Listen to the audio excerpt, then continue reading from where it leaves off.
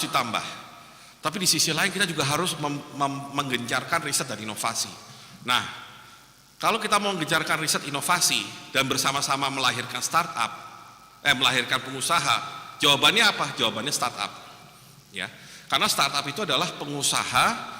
Alva Edison teknologi listrik, ketika Bill Gates teknologi komputer, sekarang teknologi digital, salah satunya. Ya. Dan digital itu jangan hanya dimaknai kemudian bikin game atau bikin aplikasi saja. Di pertanian, ya, sekarang ini cara meningkatkan produktivitas pertanian itu tidak lagi hanya dengan benih, pupuk, ya, atau dengan alsintan, tapi justru dengan smart farming, ya. Segala sesuatunya pakai drone, kemudian greenhouse-nya pakai artificial intelligence, jadi bisa baca, oh temperatur sekian, jangan kasih air, temperatur sekian, tutup greenhouse-nya, temperatur sekian, kasih air. Otomatis nggak perlu ada satu orang ngawasin, ngecek, oh temperatur sekarang nyalain air, enggak. Ya. Semuanya sudah smart farming, smart fishery. Ya. Jadi kata smart ini kita harus maknai sebagai perlunya inovasi di bidang-bidang itu. Nah, siapa yang bisa melahirkan smart itu, smart system itu? Startup tadi. Ya. Dan siapa yang harus melahirkan startup? Itu tugasnya Sains Teknopark. Ya. Jadi ketika tadi Bu Rektor bicara perlu menggandeng swasta, jangan STP-nya hanya kemudian keliling-keliling ke anggota Kadin Sulawesi Selatan, yuk gabung ke STP. Bukan hanya itu tetap harus dilakukan in case ada yang berminat. Tetapi tugas yang lebih berat itu adalah melahirkan startup, dan kalau bisa startupnya itu adalah mahasiswa dan alumni Unhas, ya. Jadi dia bisa merasakan bahwa dia besar di Unhas bukan hanya karena dia kuliah selesai dapat IPK bagus, tapi karena dari Unhas lah dia bisa menjadi entrepreneur yang berbasis teknologi.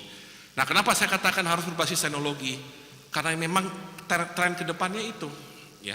Jadi meskipun pertanian, meskipun keahliannya maksudnya sarjana pertanian atau bahkan sarjana ilmu sosial, tetapi kalau kemudian orientasinya kepada digital, maka dia bisa melahirkan perusahaan-perusahaan yang sesuai sama bidang ilmunya tapi menggunakan teknologi digital, seperti tadi smart farming, atau yang pendidikan misalkan, kan ada misalkan ruang guru, atau yang lulusan kedokteran, kesehatan masyarakat, ada halodoc misalkan, ya.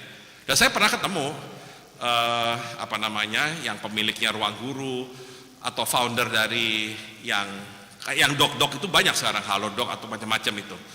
Mereka memang punya basic di situ, tapi mereka nggak kemudian jadi dokter yang benar-benar praktek, tapi dia mengembangkan aplikasi yang memungkinkan orang melakukan namanya telemedicine, kedokteran jarak jauh. Jadi kalau mau konsultasi ke dokter, nggak harus ke rumah sakit, ngantri, takut kena COVID dan segala macam. Cukup dengan online, sehingga paling tidak di Indonesia sudah bisa e-consultation, konsultasi elektronik, ya, lewat online dengan dokter, atau prescription, bikin resep, ya, juga secara elektronik. Jadi artinya apa? Di Unhas, di kuliah, di kurikulum S1, kalau bisa Bu Rektor dipastikan semua jurusan tanpa terkecuali harus paling tidak at least satu mata kuliah, pengantar TIK atau pengantar teknologi digital, apapun namanya lah, tapi paling tidak aware mengenai teknologi digital. Memang nggak semua orang akan jadi jagoan di TIK atau digital, tapi paling nggak kalau tahu, dia langsung tahu, oh saya bidangnya bahasa misalkan. Kalau saya bidangnya bahasa, ngerti nih digital itu bisa apa saja. Oh saya mau bikin aplikasi untuk apa? Penerjemahan. Jadi kalau kita ketemu misalnya di jalan, tahu-tahu ada orang ngomong bahasa Perancis, kita tinggal lihat handphone, oh orang ini ngomong ini, saya bisa jawab, ya. Saya bisa jawab, saya bilang aja, kamu lihat handphone juga, saya ngomong bahasa Indonesia nih, nanti muncul bahasa Perancisnya di sana, ya. Jadi even ahli bahasa pun bisa, ya. Tapi tadi harus aware, harus paham mengenai digital. Nah, Sains Teknopark harapan saya akan melahirkan startup. Jadi Bu Rektor ini jangan nanti ngelihat KPI-nya Pak Direktur ini, jangan hanya dari jumlah prototipe, jumlah publikasi, atau bahkan jumlah produk yang berhasil dikomersialisasi. Itu sudah bagus tentunya. Ditambahkan berapa startup yang lahir dari STP-nya Unhas, ya. Karena ya saya kan cukup tahu ya, cukup sering dengar lah orang-orang dari provinsi ini, dari Sulawesi Selatan, ya, apapun sukunya, itu punya kelebihan di bidang kewirausahaan. Nah, mungkin sekarang kelebihannya itu di bidang kewirausahaan yang ya bisnis yang basic, bisnis restoran atau bisnis dagang misalkan. Nah, Unhas harus menjadi pelopor agar entrepreneur Sulawesi Selatan masa depan dari manapun asal sukunya adalah entrepreneur yang sudah berbasis digital. Jadi beda antara generasi misalnya pengusaha Sulawesi Selatan tahun 2045 ya, ketika kita berharap Indonesia jadi negara maju, dengan generasi pengusaha Sulawesi Selatan era yang sekarang atau yang masa lalu ya. Tapi yang sama tetap, kewirausahaannya tetap, cuma beda bidang saja. Dan akan lebih baik kalau bidangnya benar-benar mengikuti bidang yang sesuai dengan kemajuan zaman ya.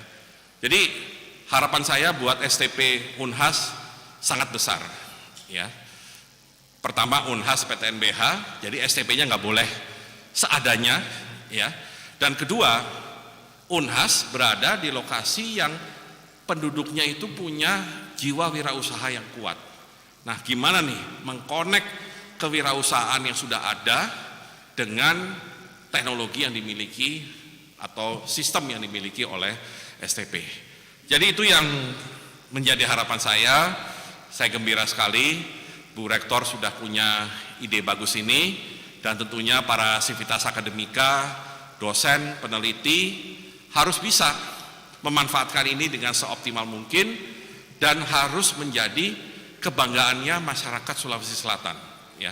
Itu tadi saya katakan, kalau nanti suatu saat misalnya 2045 di daftar orang terkaya di Indonesia lah ya, muncul orang Sulawesi Selatan di nama di deretan itu misalkan, orang katanya bisnisnya apa?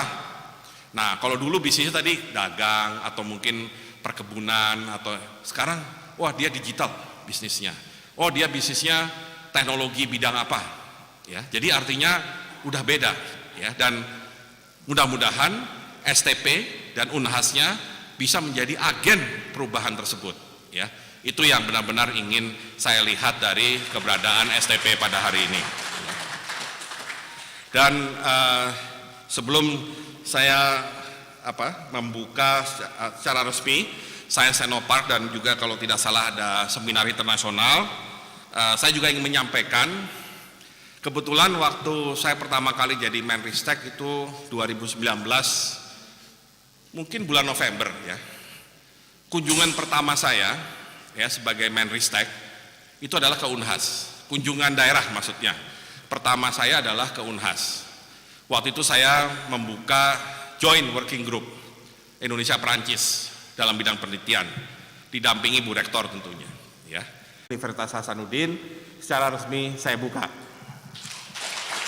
Terima kasih Prof. Bambang, mohon berkenan untuk tetap berada di atas panggung untuk melakukan penandatanganan prasasti pertanda Peresmian Sains Technopark Universitas Hasanuddin. Kami juga undang dengan hormat Ibu Rektor dan Bapak Sekda Provinsi Sulawesi Selatan untuk turut mendampingi prosesi penandatanganan prasasti tanda diresmikannya Sains Technopark Universitas Hasanuddin.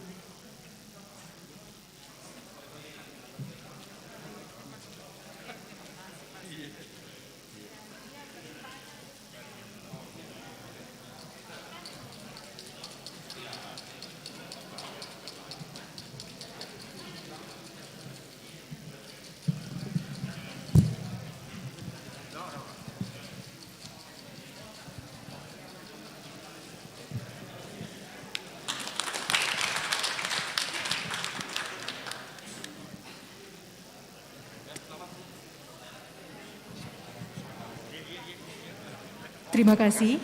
Mohon berkenan juru media untuk bisa meninggalkan tempat.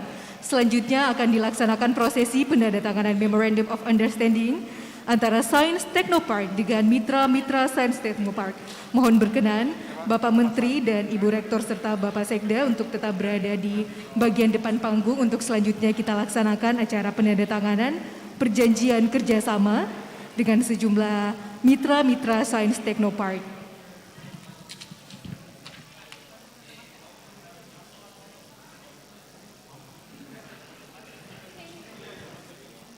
Mohon berkenan Ibu Rektor dan Pak Menteri untuk turut mendampingi prosesi penandatanganan MOU. Kami silakan kepada Direktur Sains Technopark untuk dapat mengambil tempat di meja penandatanganan. Silakan Pak Menteri untuk turut mendampingi prosesi penandatanganan MOU.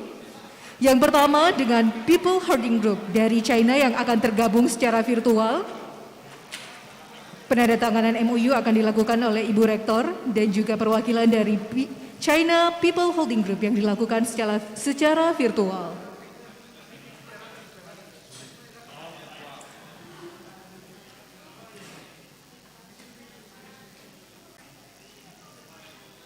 The signing of this memorandum of understanding is done virtually from People Holding Group directly in China. Penandatanganan juga turut disaksikan oleh Menteri Riset dan Teknologi Prof. Bambang.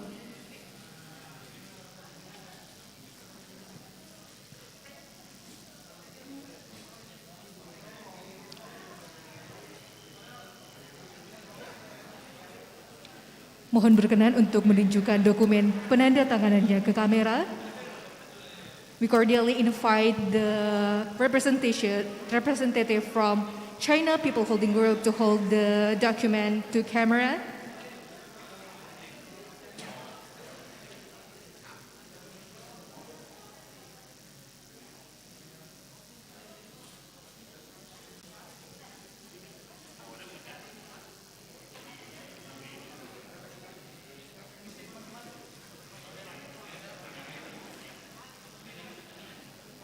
Please hold still while we are doing the photograph session.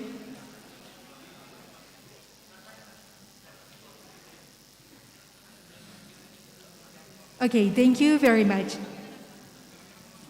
Selanjutnya penandatanganan Memorandum of Understanding antara STP dengan Sakura Companies dari Jepang. Kepada perwakilannya, kami silakan dengan hormat.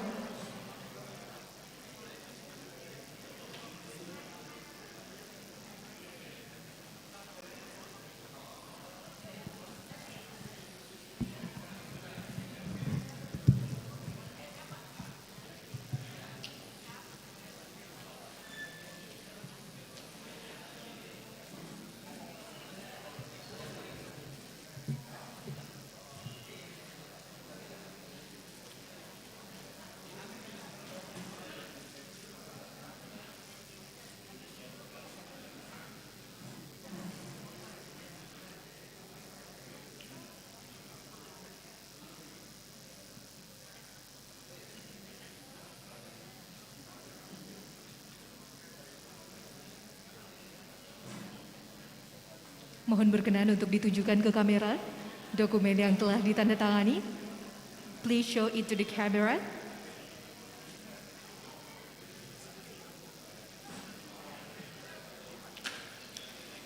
Selanjutnya penandatanganan MOU dan perjanjian kerjasama antara Sains Technopark dengan Dragonfly Century Indonesia. Kami undang dengan hormat perwakilan dari Dragonfly Century Indonesia.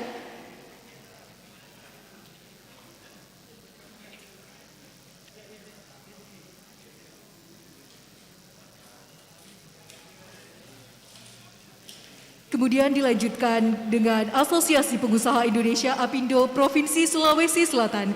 Kami mohon perwakilannya untuk tetap berada di dekat meja penandatanganan.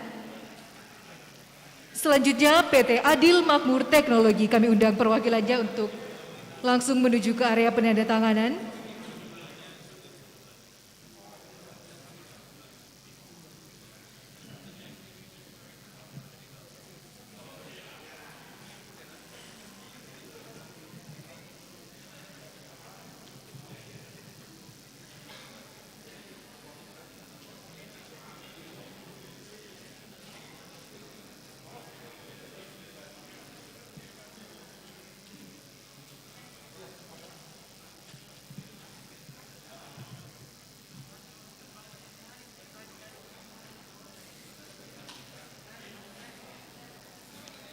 Selanjutnya dari PT Adil Makmur Teknologi.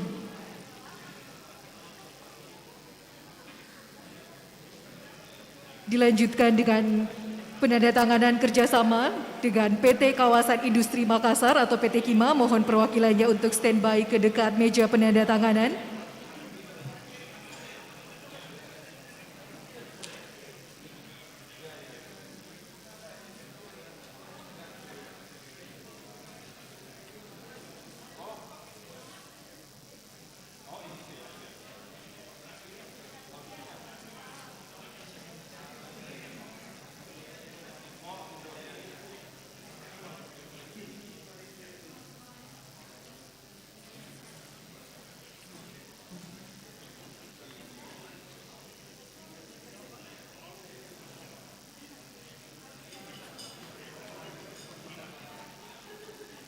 Mohon berkenan perwakilan perusahaan mitra Universitas Hasanuddin.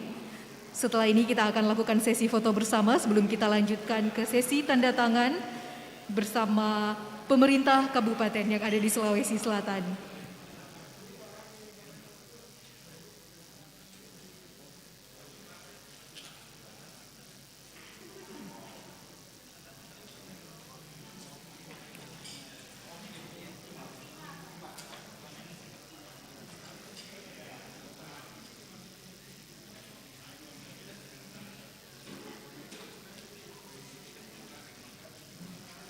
Baik, Bapak Ibu sekalian, mohon berkenan untuk mengambil posisi karena kita akan melakukan sesi foto bersama terlebih dahulu.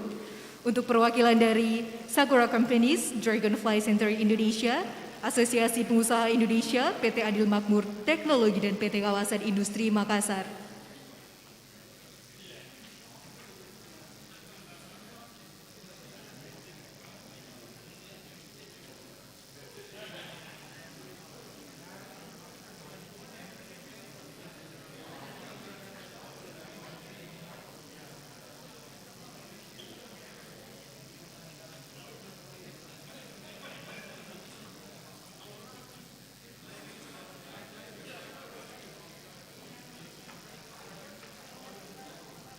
Kami silakan untuk mengambil posisi terlebih dahulu untuk melakukan sesi foto bersama dengan mitra-mitra swasta.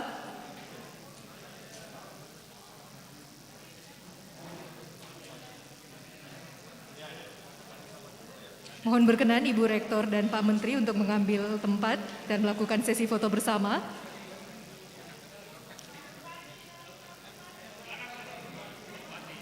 Kami juga turut mengundang para pimpinan daerah, wali kota dan bupati atau yang mewakili untuk turut melakukan sesi foto bersama yang selanjutnya akan dilanjutkan kembali dengan sesi penandatanganan Memorandum of Understanding dan perjanjian kerjasama antara sejumlah pemerintah kota dan pemerintah kabupaten dengan Science Technopark Universitas Hasanuddin.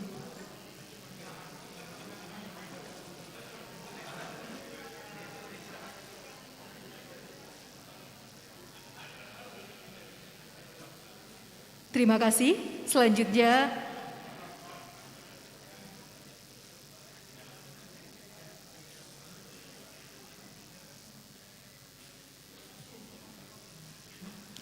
baik, terima kasih. Selanjutnya kita lanjutkan lagi sesi tanda tangan perjanjian kerjasama kita. Yang pertama antara Science Technopark Universitas Hasanuddin dengan pemerintah Kabupaten Wajo. Kepada perwakilan pemerintah Kabupaten Wajo, kami silahkan untuk menandatangani perjanjian kerjasama yang turut disaksikan oleh Menteri dan Direktur Sains Technopark Universitas Hasanuddin.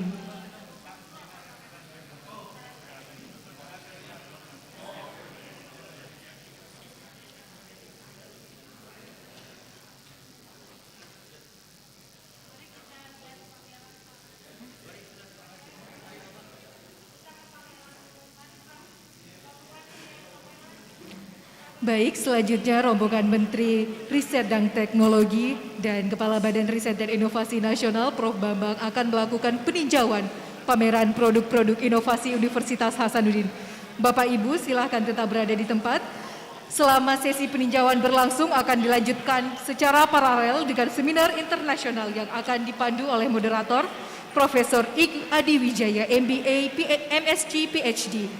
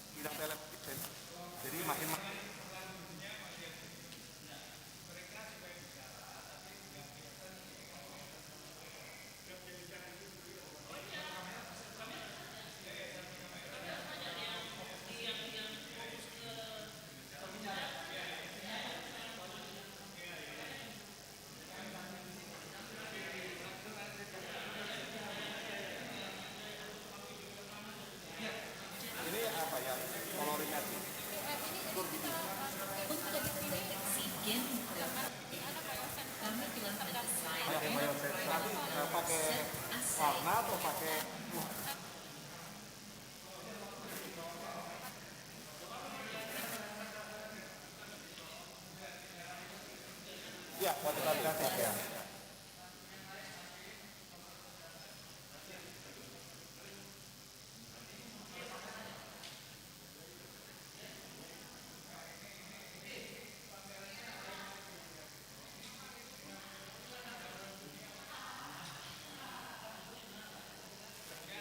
di mana? Jadi tidak ada yang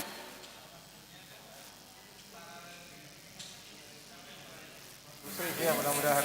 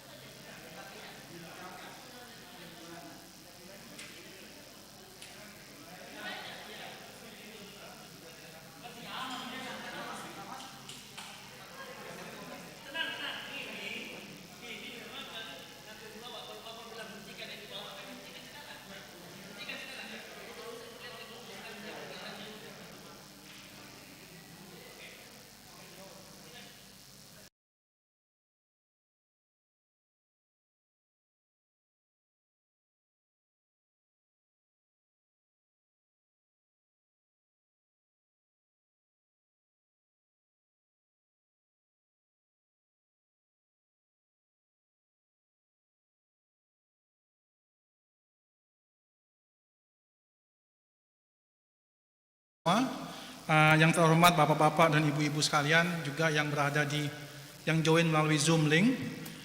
Terima kasih atas kehadirannya. Saya Adi Wijaya sebagai moderator sesi ini.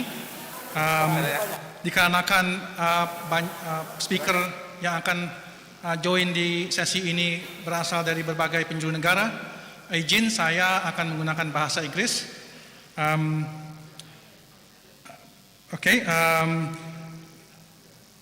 Allow me to take a few to present you a few slides as a background and also as a lead up to the discussion.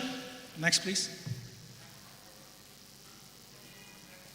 So, as we know, as also mentioned by Professor Wardian, that South Sulawesi is very rich and full of potential.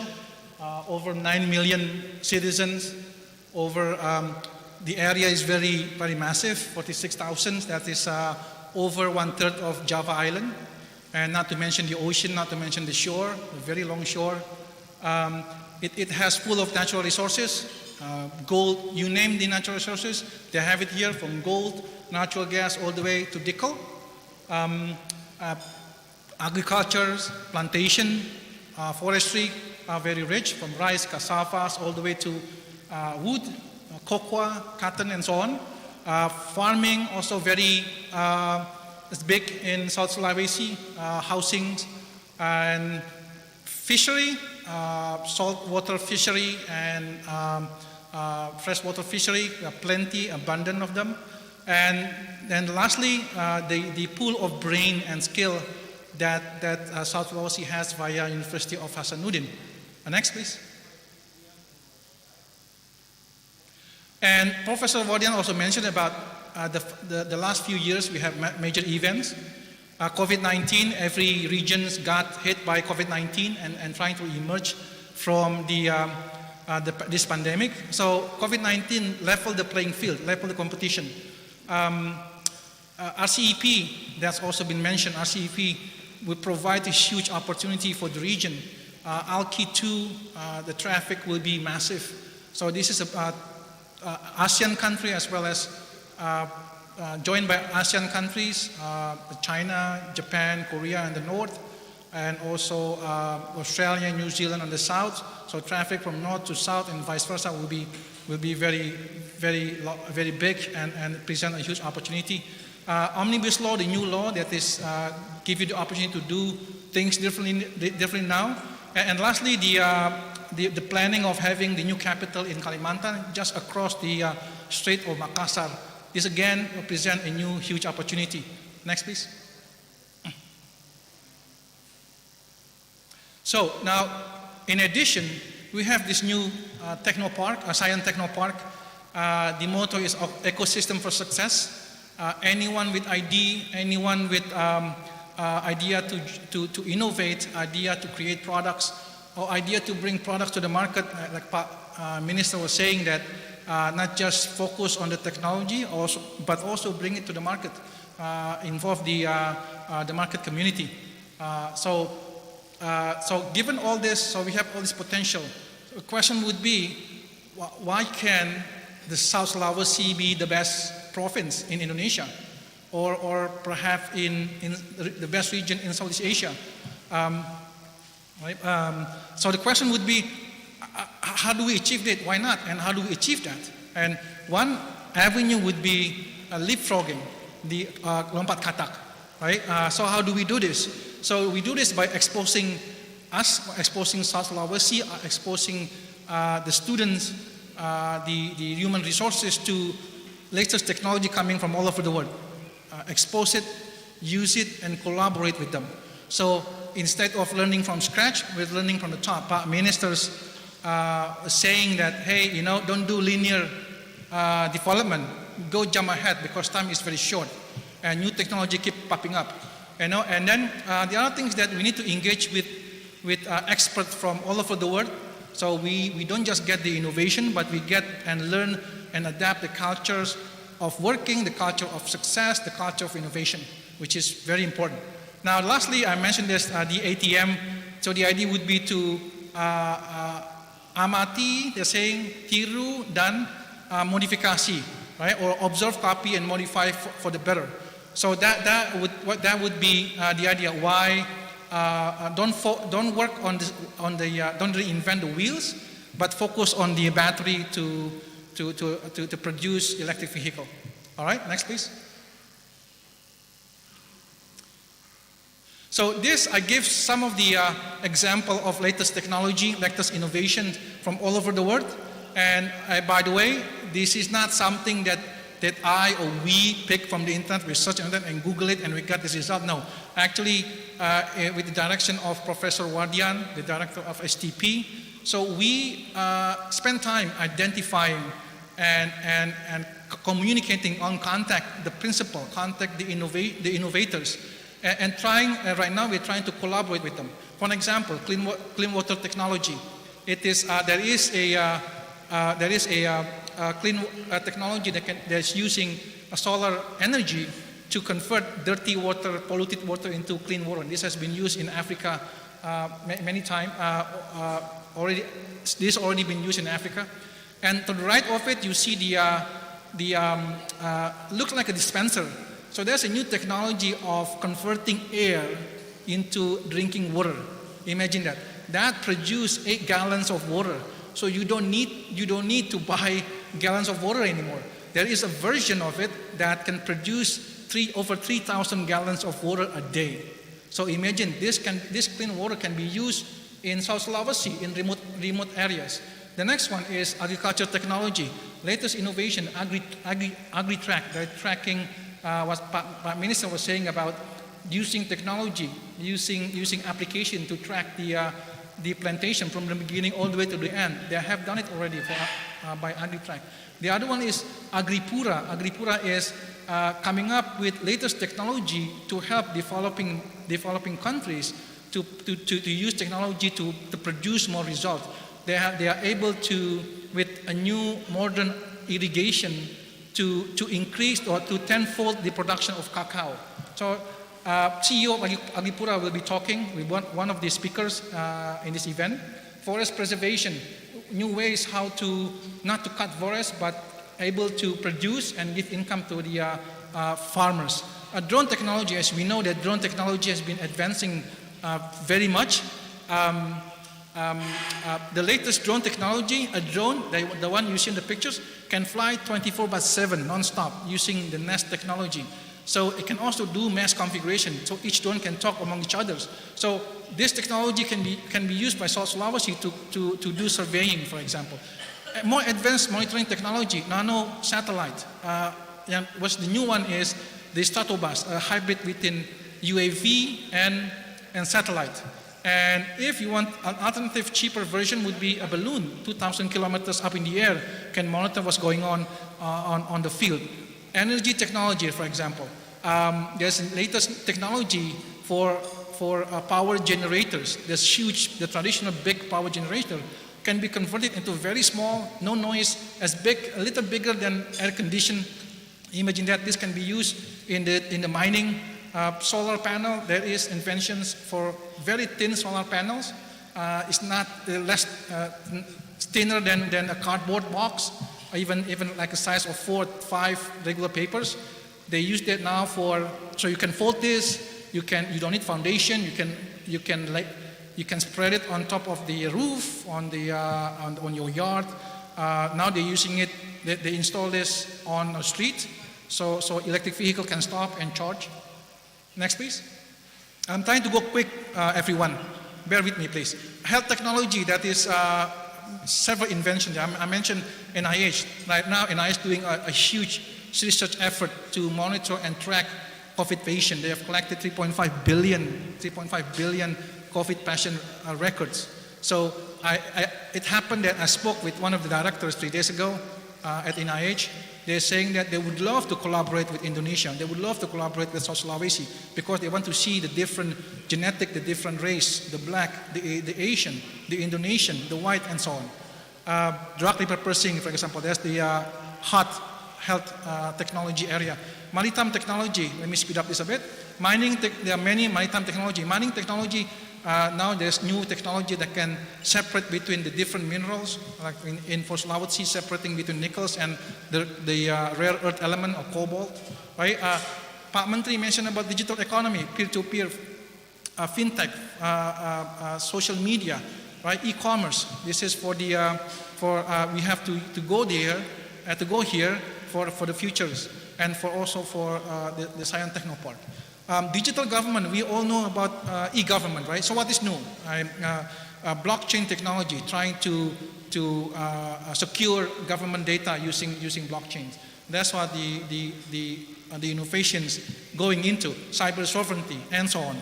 Techno Park also. So instead of trying to do Techno Park from the beginning, we can learn from the best. We can learn the shared, learn from the mistake and also the success from experts from all over the world. So this also will have a speaker talking about, 2 speakers actually talking about Techno Park. So without further ado, next. So without further ado, I present you the international speakers. I'll start with the first, which is Professor Dr. Norbert Gruenwald from Germany. Before I start, let me also mention about his bio. So Professor Dr. Norbert Gruenwald is an expert in, just a second, I got the wrong cheat sheet here.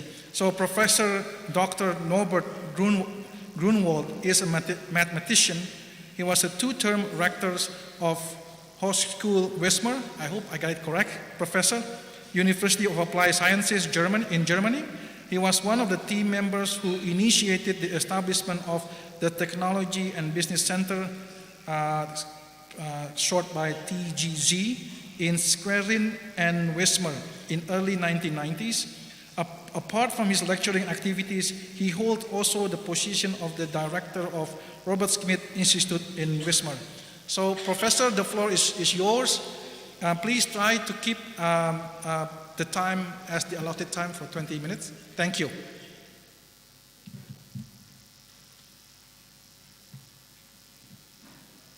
Just a second, I think the audio, guys.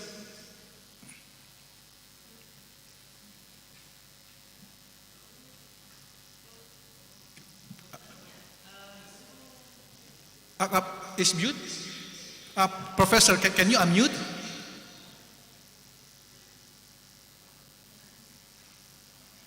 Bisa dipaksa dari sana?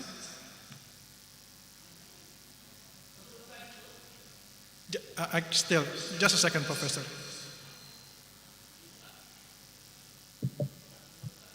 Okay, now you can hear me now? Yes, I can hear you now. Great. Okay, and can you give me the screen, please? Oh, Mas share screen, Mas. Kasih. Wait, Professor.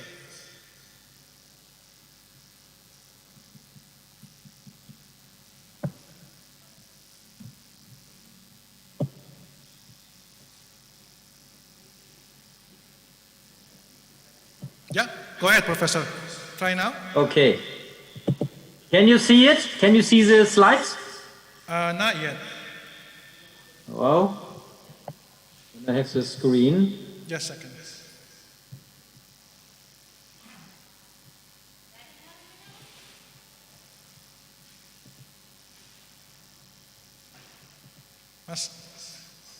Okay. See it? Yes, we can see it now. Okay. Please. Okay, I will start the presentation. Yeah, ladies and gentlemen, welcome. And first of all, congratulations to the launching of this Techno and Science and Techno Park at the University of Hasanuddin. It's a great event, I think, and it's a good and a great challenge for the university. And I wish you many success and many luck in any decisions what you want to do. My presentation today is about our TGZ, that is a technology and commercial center here in Wismar and Schwerin, and I'm the deputy director of this commercial center. Here you can see our locations. We have 3 branches. The branches in Schwerin, Wismar, and a little bit smaller branches in Malchow. It's in northeast of Germany, the former East Germany. As you see, we started in 1990. That was just the year where the GDR system, the former communist system, collapsed and the Western system was not established so far. It was an initiative of an engineer and entrepreneur, Rainer Beckmann, and he was supported by 14 institutions and private persons. The mission or the goal, what we wanted to do is to offer small and medium and technology-oriented enterprises and startups an ideal place for development and growth. That is not, we are not developing technology, we offer space.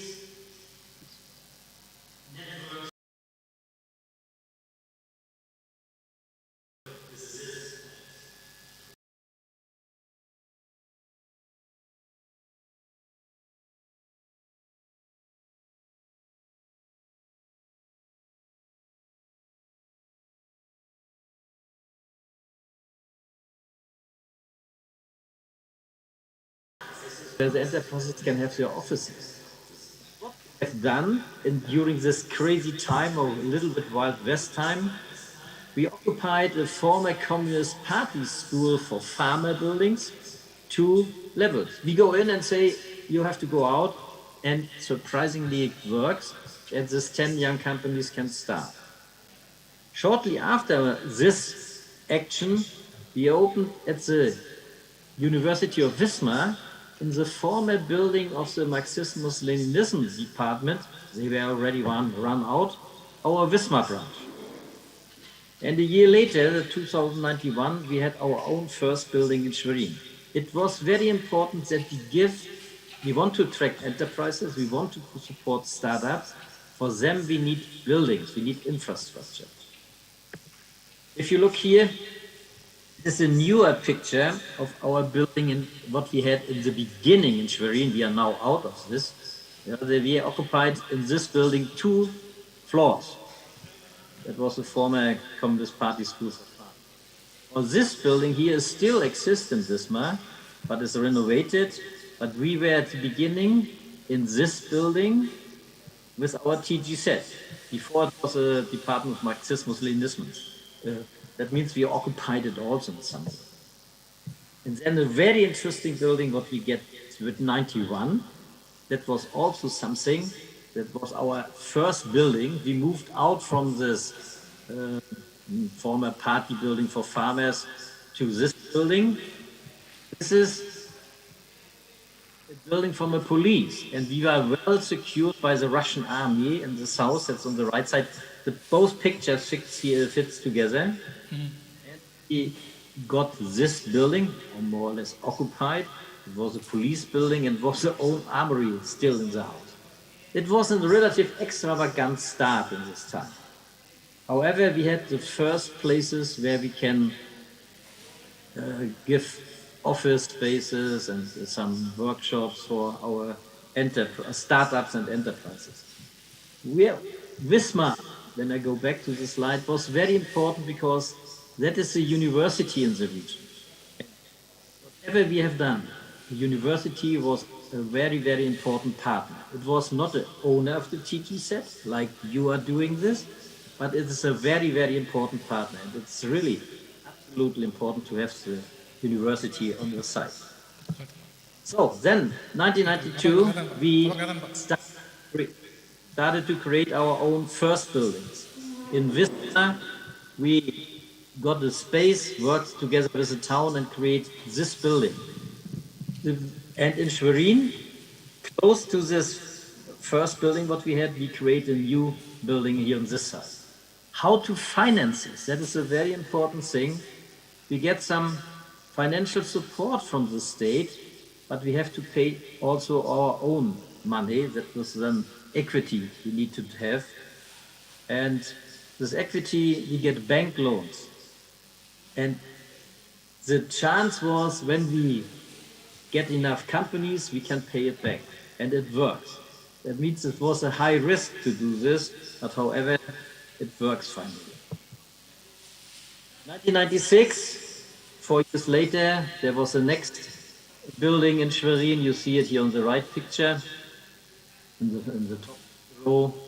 And on the island Pearl, we took over one existing building.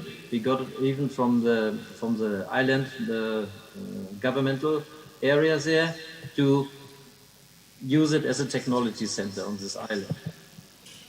And the biggest challenge we ever had is this one. This whole peninsula, yeah, that is a half peninsula. Here, this area is in Wismar.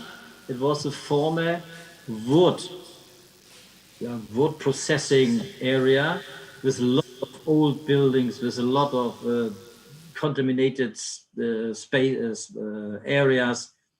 That's why we got from the Hanseatic town Wismar, and together with the Hanseatic town Wismar, we are thinking on how to develop this whole area here. One of the things what we have done is created a technology and research center on the top of the things. You see it here. It was designed by one of the famous architects in Europe and worldwide, Norbert, and it was close together. Next slide. Now you see this area, how it looks like a little bit. That is a picture from 3 years ago. However, here on the top, that is the famous building, what we created from Novel. A little bit later, we created this multimedia park. Nowadays, all the buildings here, that means all the buildings, this multimedia park and this technology and research center belongs to us. The same, the buildings what we created in Schwerin are now our own buildings. The rest area here on this peninsula is a technology park.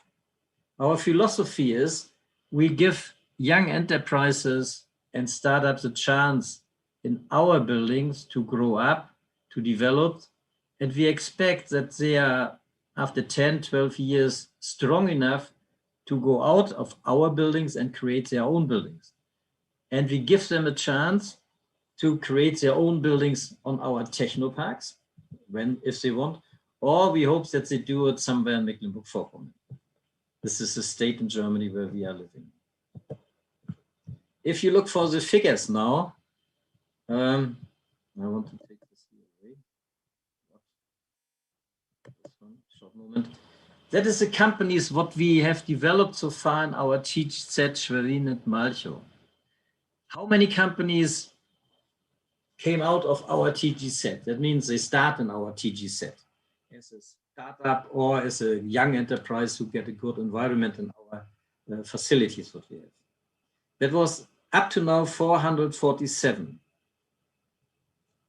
Out of them, how many moved out from our state in Germany to another state, to the south or to the west of Germany, or closed their businesses? That was 72. Insolvences, only 28. That means about 6% of our companies who start in the TGZ finally go insolvent. At the moment, we have in our TGZ 107 companies with 650 employees. These companies, they go out. The number of companies who go out of our TGZ and start their businesses in Mecklenburg-Vorpommern, the state where we are living, are 240 companies with about 2,030 employees. That means we have altogether created about 2,680 jobs in Mecklenburg-Vorpommern. It doesn't look so much, but still, it's for technology-oriented enterprises a lot. The area what we have now at the moment, after nearly 30 years of development, we have in Schwerin, Wismar, and on island, rentable area altogether in Schwerin. You see the numbers here. I do not need to repeat the numbers. But what is important is that we have offices, we have production capacity, we have laboratories and warehouses. For an optimal space for companies, you need offices. Some companies only need offices. Some companies need production facilities. Some companies need laboratories and some need warehouses. That is all in our buildings, what we have created, what's now our own building. And in addition, we have, that is the technology center, let me call it. And in addition, we have technology parks that are the area around the technology centers where the companies, when they are strong enough, when they are good developed, can buy some land from us and create their own buildings there. We have then in Schwerin 15 hectare and in Wismar, 16 hectare and in Wismar 15 hectare. That is very important. We want to keep the companies together as most as possible. And if what you can see here in Schwerin, we have still 4 hectares to be sold out of the 16. In Wismar, there's nothing. There's a special situation because the Genting Group, that's a ship company, preoccupied all the land by us. Okay, the situation is we have only, in Schwerin, only 6% out of our buildings not, they are free. There are companies who can enter this. In Wismar, we have 18%, in Malchow, 67%, and altogether there are 16% of our buildings are free. We need really this free space because, as I mentioned before, the philosophy of our TGZ is support young enterprises, support startups, let them grow, let them develop, and after 10, 12 years, we expect that they are big enough to go out and new companies come in. And for these new companies, we need space. So, what we offer, what is really important when you want to support startups, when you want to give them good chance for development and good chances for growth. What we offer them is free startup device, how to grow, how to make patent information research, how to get fundings. There's a lot of workshops how we for these startups, and they can take free of charge part of this. We have a free pre-founder startup offices. That means when someone is interested to start an office, he can come to us, discuss with us, and he get an office, I think, half a year for free. When he starts his young company, that means it's officially launched, he gets this office half a year for half a price. That includes also telephone, internet, flat, and these things. And in addition, when he started, he get a 2,000 euro voucher for furniture from a company. He get a free banking account and banking software and 1,000 euro seed capital in addition. He can use it as he wants from the Sparkasse. And he can get multifunctional device from Kaidata. That means that we try to make the start for startups as easy as possible. And further service, what we offer for all the other companies, also, the same growth advice, patent information, founding advice, if they need it, if they want to have it. It's free. It's for the other companies, not for the startup, not totally free, but it's very on a low-cost area. We have a large network in business, science, and politics over the 30 years of development.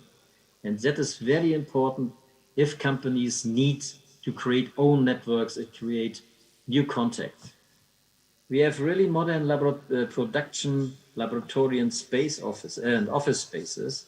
I will show you later some of the pictures about this. They can use it. That means the companies hire this from us, and then they can use it. And we hope that they will develop very well, that they can go out and create their own buildings at our, if possible, and if you like it very much, on our grounds. We have conference rooms and the related equipment, what they can use. We have secretarial, telephone, and office service for the companies. They do not need an own secretariat. They do not need an office service for them. We have cafeteria, canteen. It's also very important. They need to eat something. They need places where they can meet. Okay, and this times is a little bit critical, but however, in other times they need places where they can meet, where they can drink coffee together and even have a wine together. We have postal service, and nowadays we have also car sharing, that companies who are already a little bit bigger and have normally their own set of cars for their employees. We have now car sharing. They can use these cars and do not need to buy their own cars. What, in my opinion, are the biggest success factors for this TGZ? What we have? And we are really one of the successful technology and commercial centers in the northern part of Germany. The most thing are the entrepreneurs themselves and our belief in them, that they can create good products, new products, innovative products that will be used worldwide, or especially also in the youth in the region. Our network in business and politics. Business and politics, you need a network, a strong network. The concept what we have, cheap rents, to rent a room in our TGZ for enterprises is much cheaper than if you would rent it from the state or if you rent it from the towns. Flexible rooms, as you say, we have warehouses, laboratories, we have office spaces, and these different rooms is different for different reasons. And we give them a lot of organizational support and consultations if they want. And one is also very important. We do not focus on one technology, special field of technology. We have a diversity of technology-oriented enterprises. But with diversity, there's a lot of synergy effect. We have, for example, web design also, but web design is needed for every company.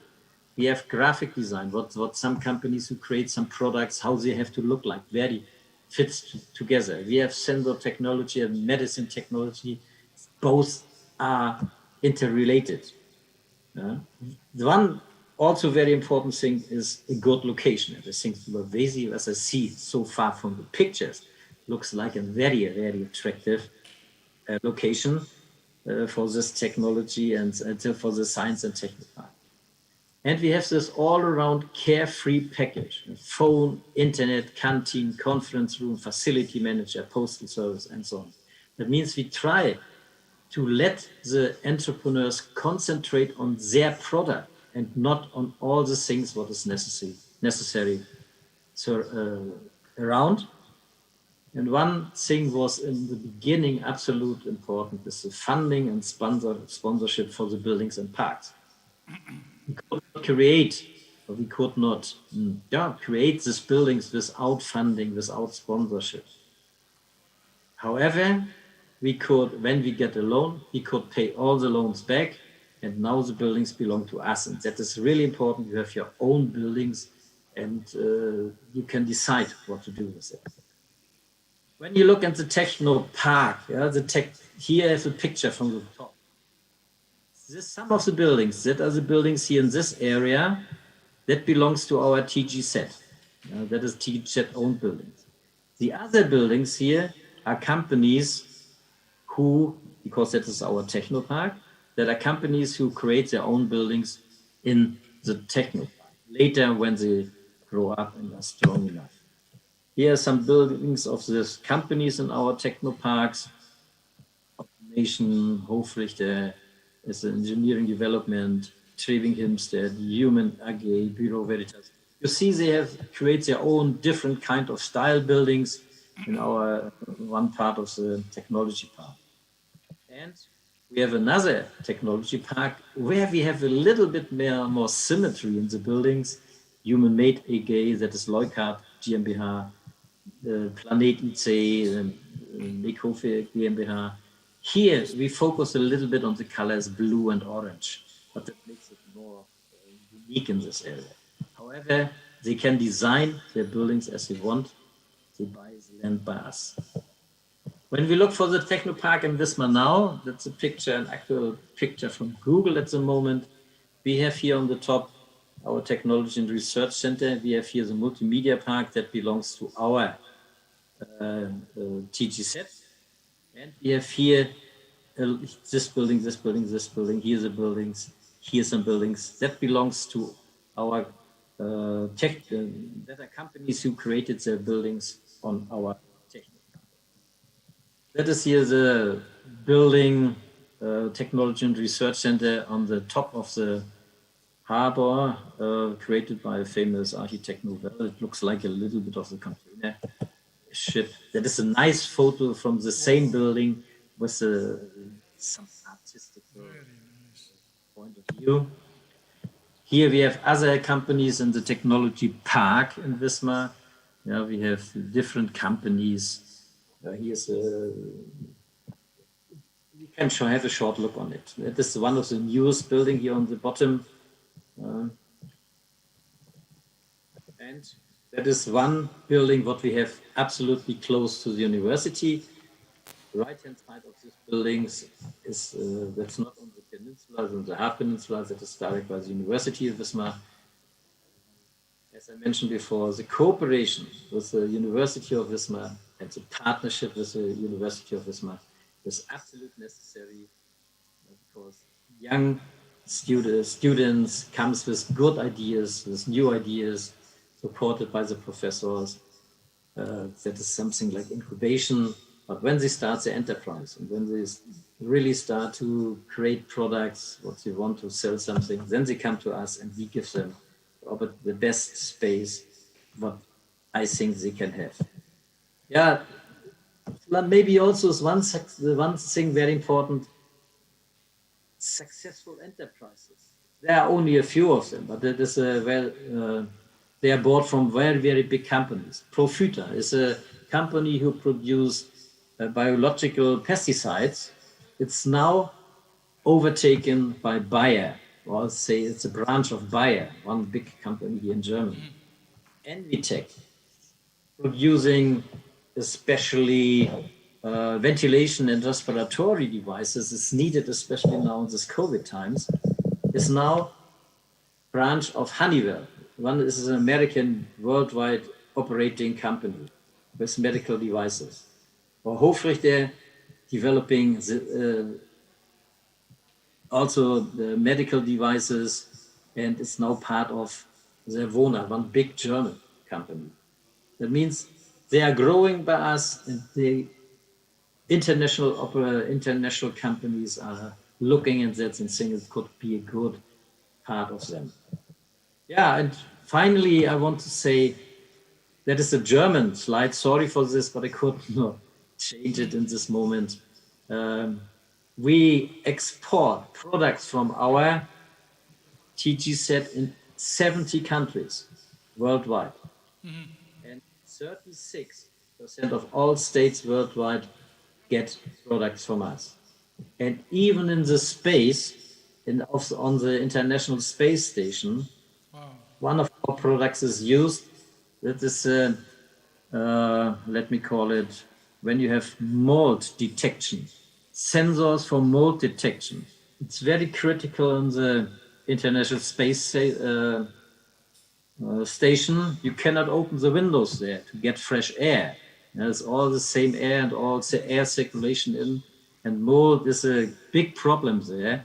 And mold detection devices to get it in the, do you know where it comes first and how to put it away? That is part of this things what we are doing, what we are delivering for the International Space Station. Thank you very much for this, for listening to this little story.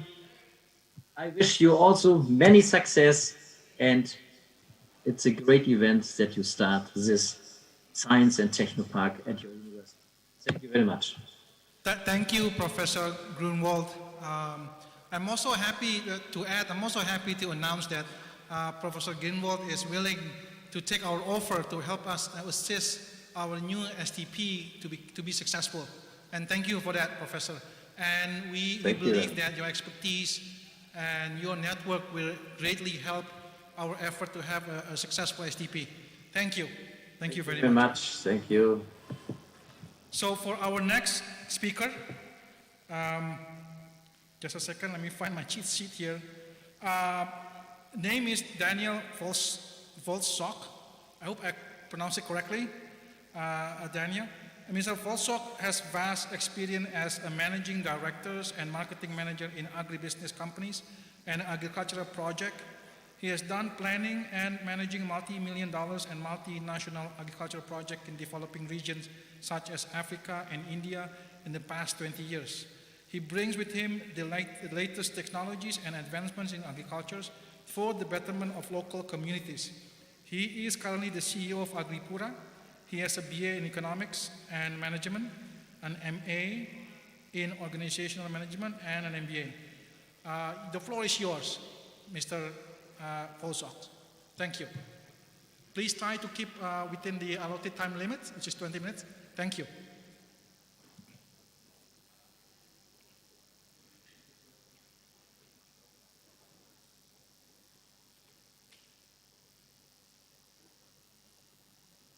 I think we have your slide on and shared.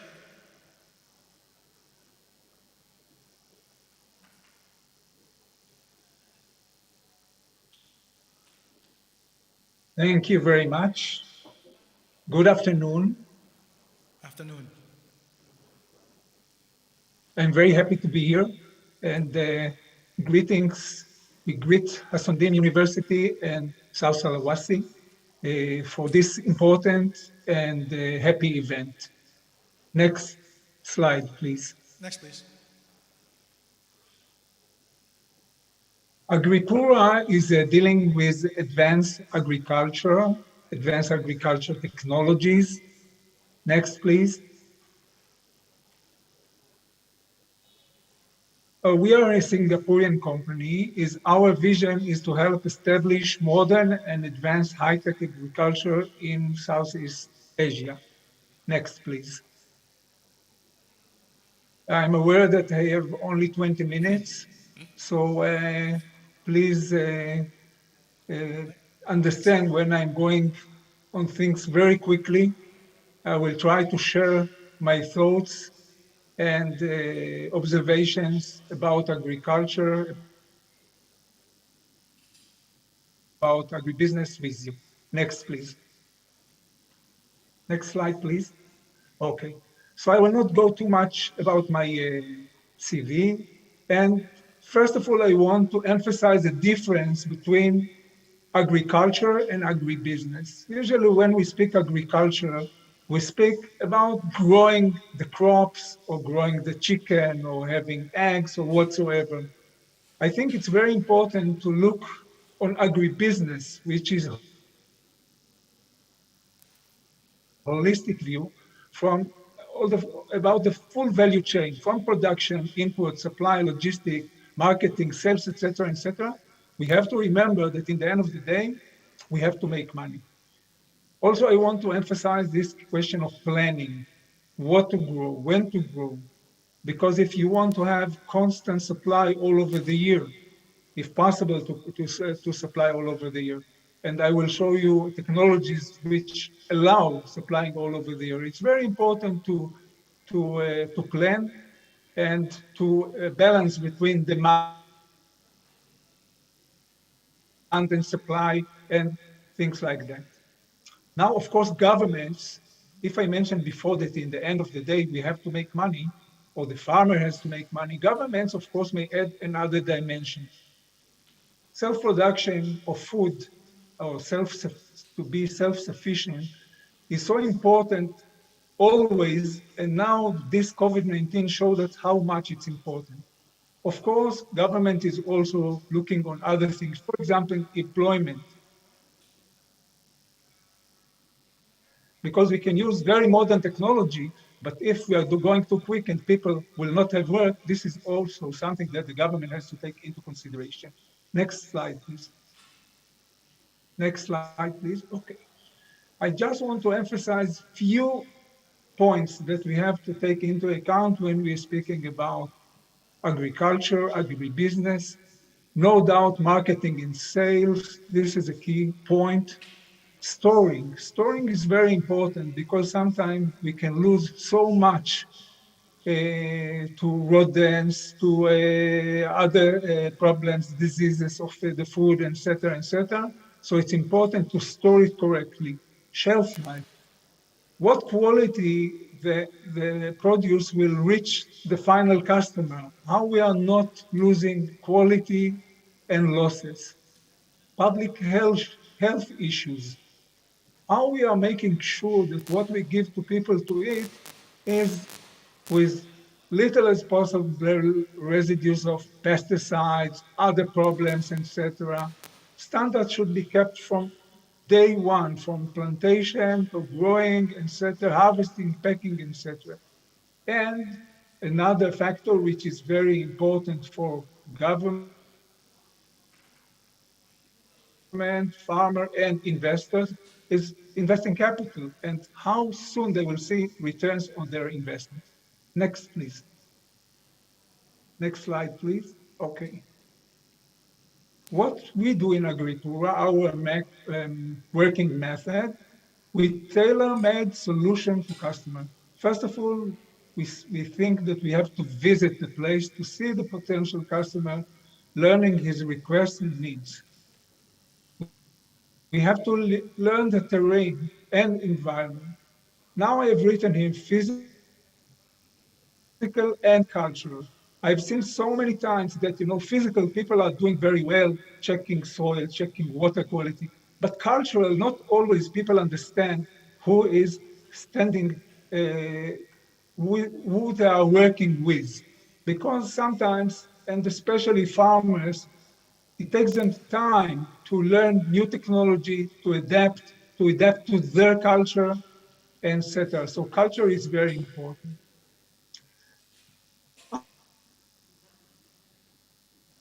After we understand what the customer wants, we discuss the solutions. After we understand the terrain, what's possible, we discuss and we're harnessing the right technology and the model of operation.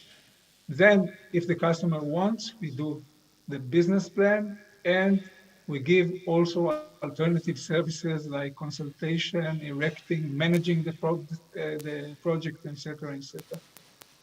Next slide, please. What we suggest to our customers that they should share their concern and needs with us, and then we will solve it for them. I have to emphasize that we are not, as Agricultura, expert in every and any field, but we understand, we are integrated. We have done so many things, so we are harnessing the right technology to the right needs. Next, please. Next slide, please. I will speak a little bit, I will mention few kind of technologies. Irrigation and fertigation, drip irrigation, I'm sure that everybody knows.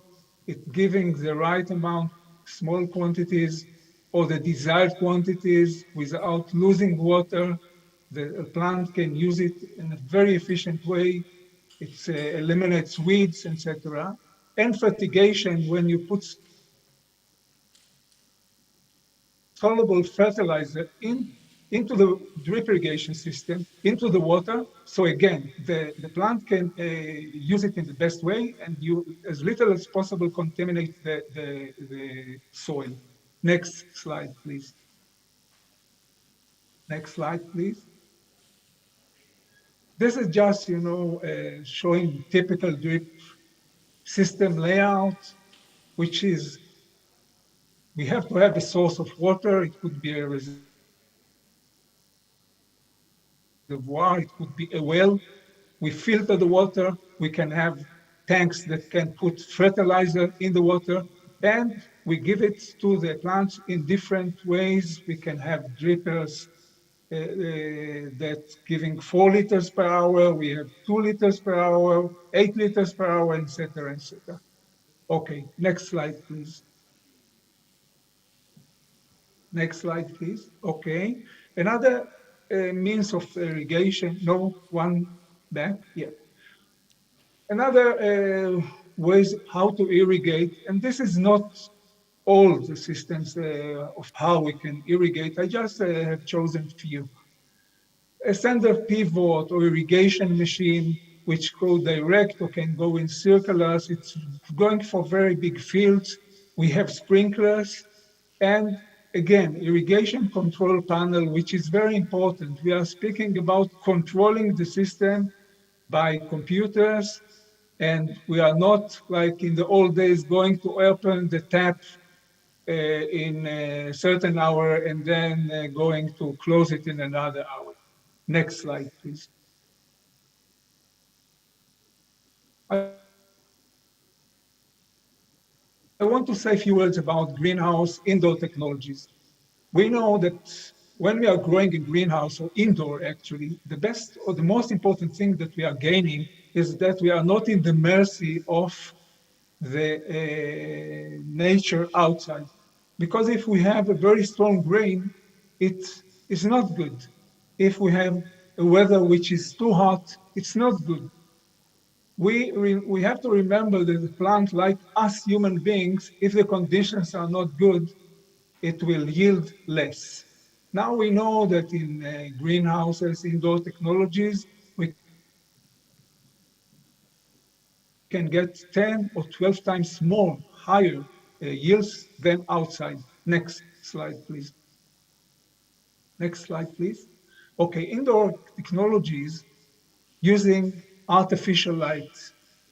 When we are speaking about greenhouse, we are using the light from nature. Sometimes we are adding a little bit artificial light. In indoor, it completely depends on artificial light.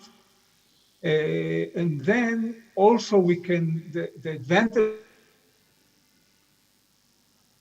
of indoor on a greenhouse, that even we can control better weather, heat, humidity, etc. In both indoor and greenhouses, we are using not the soil itself, but we are using artificial soil, detached soil, or we are growing in water like in hydroponic techniques. What we see here is growing in water. Next, please. Next slide, please. Okay, this is indoor.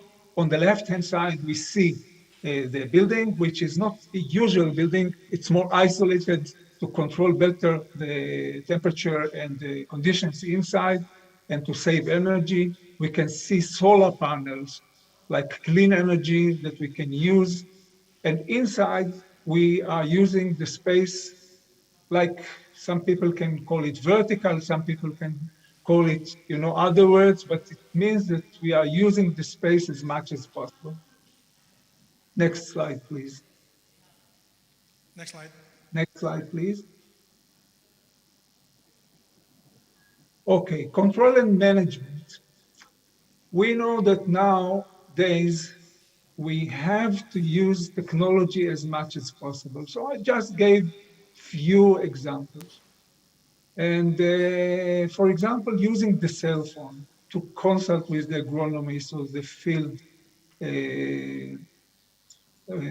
officers, getting weather forecasts, checking market prices, etc., etc. This is something that is very now people are using it very much, and it's very helpful. Next, please. ERP,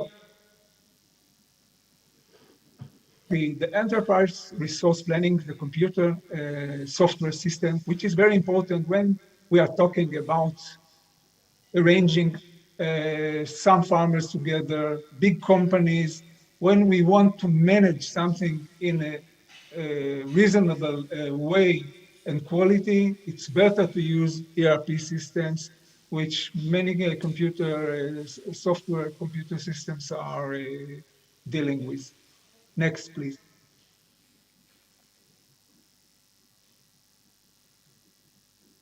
Next, please. Okay. Again, I mentioned before alternative energy. So here we see control panel in the field, but the source of energy is solar energy. So we are trying to promote as much as possible. In each area is different. It depends on the sun and the radiation, etc., etc. But if possible, we try to promote clean energy, but control is all the time important. We are speaking about control, monitoring, etc., etc. Next slide, please. Next slide, please. Okay. I want to mention a few other options of growing houses. And the reason I said in the beginning, agribusiness. So agribusiness, we have to make sure that in the end of the day, the results economically are good. So not always a farmer or even a government can take upon themselves the best and the most advanced technologies because no doubt they cost more. So for example, there is a shade net house that it prevents direct radiation in a way the temperature below is lower. If it's fully closed, it could eliminate insects coming in, depend the mesh, what we call the size of the holes, etc., etc. Next slide, please.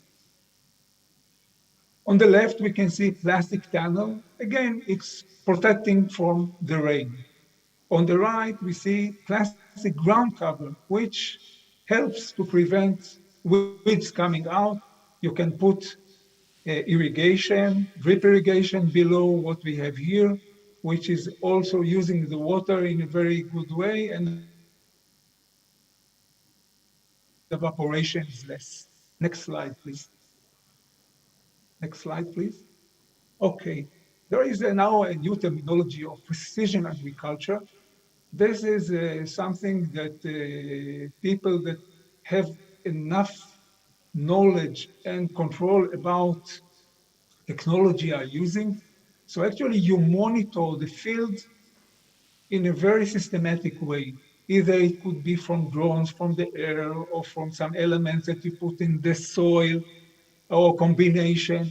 And you all the time see if the plants have excess of water or it needs water, excess of nutrients or needs nutrients, etc., etc. And you can give the exact amount on the right time so you save money because you are using less water, less nutrients, and the plant enjoys it better. It could identify pests from the air or from another ways of monitoring. Then you spray in the right time. You don't just spray whenever like in the old days, we were told every 2 weeks, 3 weeks, you have to spray. No, now we can monitor and know exactly when to spray. And it identifies when is the right time for harvest and other things I didn't want to elaborate too much. Next slide, please. I want to speak a little bit about cocoa, which is a very important crop in West Africa. And as far as I understand, also in Indonesia. In Indonesia, I understood that sometimes some years yields are higher, some years yields are lower. In West Africa, we have developed with our sister company ways that we irrigate the plant, the trees, and we use more manual pollination. What happened that even old trees, within 5 years, the yields became about 6 times higher, from 500 kg to hectare to almost 3 tons per hectare. And I don't have to tell you about the profit, which of course increased dramatically. No doubt there is a need to invest in the beginning, but the investment is returned very quickly. And when we are talking about cocoa trees that can yield for 20, 25 years, it could be a very important thing. No doubt that if we do it from day one and planting, then from plantation, we are using this methodology, we are getting even better results. Now, speaking about dairy farm and milk production, I just went and I saw on the web that Indonesia dairy industry needs scale up to meet local demand. I took it from the Global Business Indonesia guide. And we are very much familiar about how to increase production of milk and how to use very sophisticated technology. Next slide, please. Poultry industry. This I took from a project that we have done in Africa. And egg production, we can go from different options, from very sophisticated chicken houses that are completely closed and getting all the air circulated inside and going 4 cages or up to 6 cages height, or other kinds of chicken houses which are less sophisticated, very sophisticated in collecting the eggs, and no need almost for people at all, or less sophisticated, inch cage or no cage. Again, in the end of the day, it should serve the area, the farmer, and to give good results. This is we will choose the technology according to the needs and to the money sources that the entrepreneur has. Next, please. Next slide, please. Why I'm showing this chicks, which is a lovely photo anyhow, chicks. But I will speak now about, sometimes we don't understand that if the chick is very good and very healthy, if the seed is very good and very healthy, if the plant is very good and very healthy, it's like in human beings. If the child that we have, we give him good nutrition, we take care of him, he will grow better. If we have good hatchery, we produce good day-old chicks, in the end of the day, we will have more eggs for the hen, we will have better eggs, etc., etc. Next, please. Next slide, please. Tissue culture. Tissue culture, I don't know if you use it in Indonesia, but we're using the tissue culture. We can take the tissues from one plant that we believe it's a very good plant, and in a very well-preserved condition, we can have more plants which are very good. And as I said, when we have good plants, young good plants, we will get good results in the end. Next, please. Next slide, please. Again, we're speaking about hybrid seeds. If we are using good hybrid seeds, we will get good results. If the nursery we are going to use is a good nursery and the plants are going to be good, in the end of the day, we'll get better results. Next slide, please. Next slide, please. Okay, animal feed. Animal feed, it's very important for few reasons. First of all, I have seen countries in which people have fed the animals with crops that were grown for people. So it was taken from the people. Secondly, there are varieties that are more suited for animal feed. And it's very important to grow it in a way that the results would allow later on better results. So in the end of the day, either the farmer will get more money for what he's doing, or the customer can enjoy lower price of eggs, meat, milk, etc., or the combination. We can, as Agripura, we can assist of what to grow, how to grow, and establish even animal feed production line to process it in the end of the day. Can Please, reminder, go please, ahead. the time. Yes. Are there any kind reminder on the time, please? Yes, so we will go very quick forward, please. Next, Go forward, please. next. We can help one before.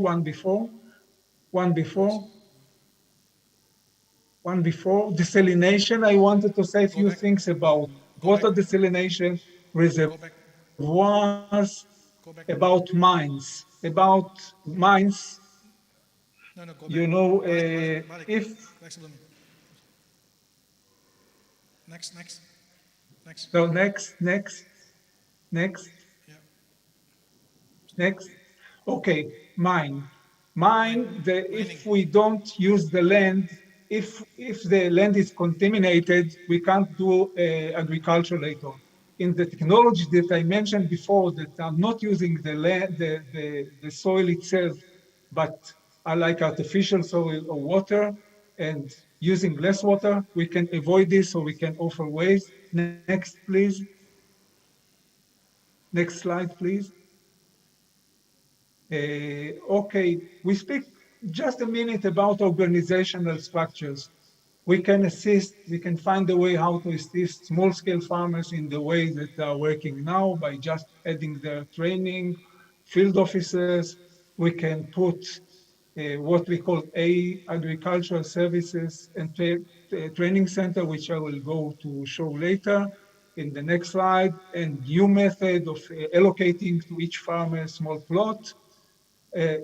Next one, please. Next one, please. This is Agriculture and Service Training Center. We can give training and demonstration, post-harvest marketing, agricultural services with a lot of machinery that is going to work for the farmers, input supplies, shop, etc. Next, please. Next, please. Communities, it's very important to know how to deal with communities and to get their trust and help them to grow and do better. Next, please. Next, please. Agripura can help in different ways: planning, advisor, managing party, making business plans, etc., etc., etc. Because the time is short, but we can intervene and help in any kind of help that is needed. Next, please. Next slide. Also, we can assist Technopark and the university in different activities, helping in the to develop educational programs, assist creating faculties or demo units on the different items that I've written before, from animal, fish, vegetation, soil, water, etc., ecology, and agricultural engineering, etc. Next, please. Next, please. Next slide, please. I want to thank you very much. I want to convey my happiness that we were invited here, and success to all. Thank you very much. Thank you, Mr. Vostok. Thank you for his great insight.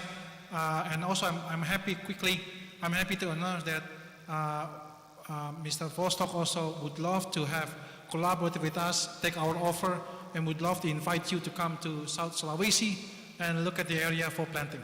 Thank you. Now, next we have Thank our you very much. next presenter. He is from China. Again, let me go for my cheat sheet. Name is Jianghua Wu. He is the General Manager of National Science and Technology Park of Shanghai Ocean University, China.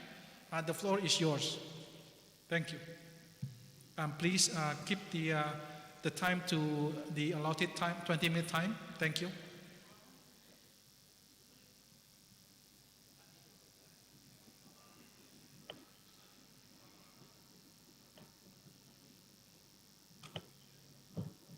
Gimana Mas? Bisa?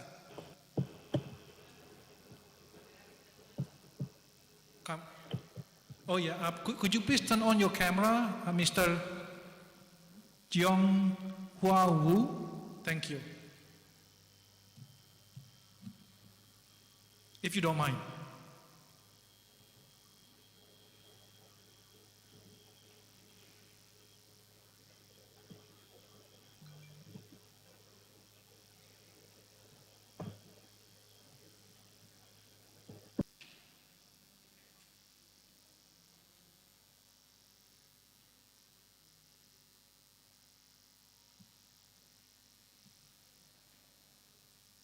Hello, Mr. Jianghua Wu.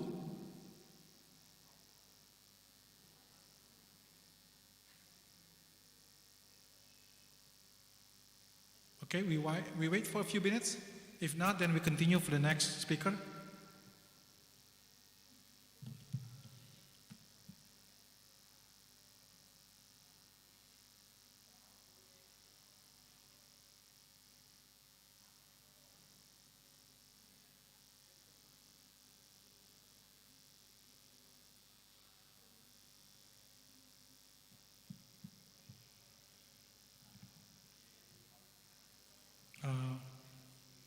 One more try, Mr. Jianghua Wu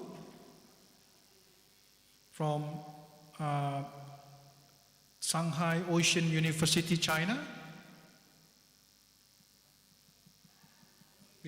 Mas bisa diping nggak? Bisa di ring nggak dia? Bisa di ring nggak? Nggak bisa ya?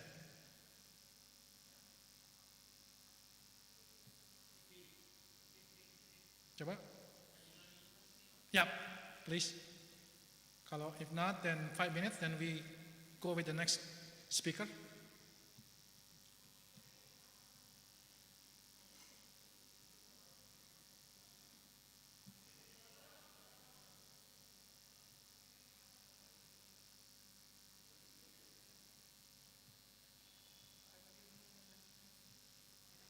No?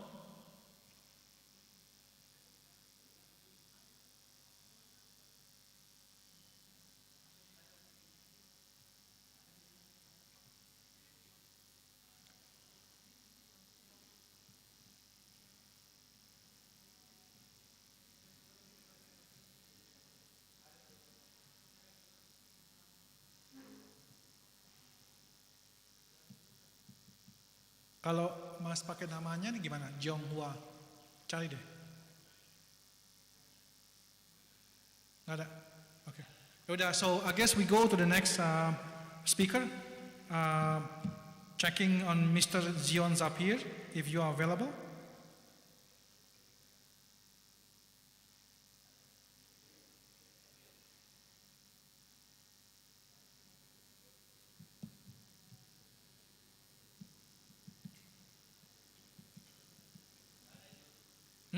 Belum siap.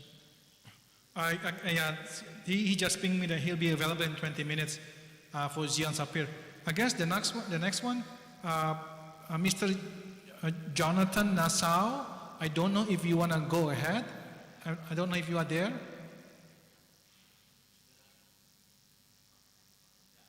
Hi, Jonathan. Nice to see you. I like the logo in the back there. Yes, if you don't mind. You go first. Thank you. Mas di ini. Let me read up your bio. So, Jonathan Nassau, Toronto. Mr. Nassau has successful 9 years career in several major worldwide companies in the aerospace industry and as R&D manager, combustion engine development. He recently joined Aquarius in April 2020.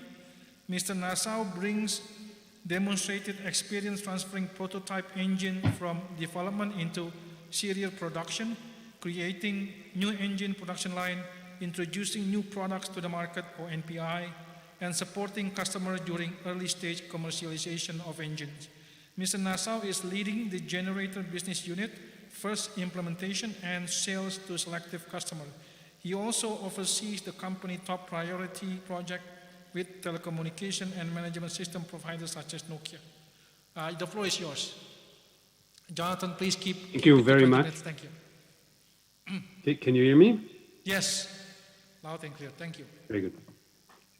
Okay, so thank you very much for this opportunity, and I wish you all a great success with your new university. Thank you. Can I share my screen, please? Mas, can he share screen? Bisa, go ahead, Jonathan. One moment, no problem.